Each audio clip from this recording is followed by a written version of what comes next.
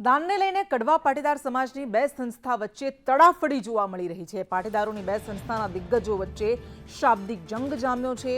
વિશ્વ ઉમિયાધામના પ્રમુખ આરપી પટેલને બાબુભાઈએ જવાબ આપ્યો છે। ઊંઝા ઉમિયાધામના પ્રમુખ બાબુ પટેલે કહ્યું કે દાન જ સાફ જોઈએ, દાન લેનાર વ્યક્તિનો હાથ સાફ હોવો જોઈએ। જો હાથ ખડાયેલો હોય તો દાતા ત્યાંથી બ્રેક મારી દે છે। દાન લેનારનો હાથ હંમેશા નીચો હોય છે। દાતાને ખબર હોય છે કે મારા પૈસા ગેરવ્યાજબી ન વપરાય।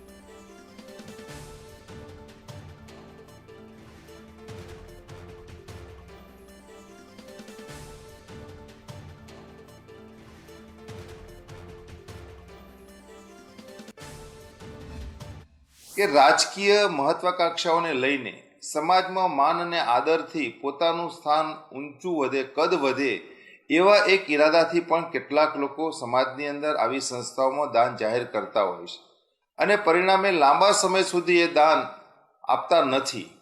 કારણ એમનો રાજકીય હેતુ સિદ્ધ ન થાય ત્યાં સુધીનું વેઇટિંગ ચાલતું હોય છે અને એવા સંજોગોની અંદર એમના દાનને લઈને જે કોઈ સંસ્થાઓ પોતાનો પ્રોજેક્ટ કરતી હોય ત્યારે ચોક્કસ એની અંદર તકલીફ અનુભવતી હોય છે।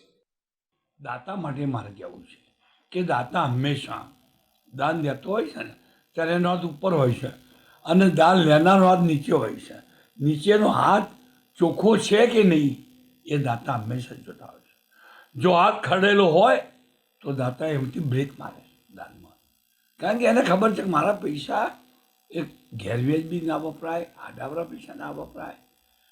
દાન દેનાર પણ દાન દેશે એનો સદુપયોગ થાય એની એ ચિંતા કરતા હોય।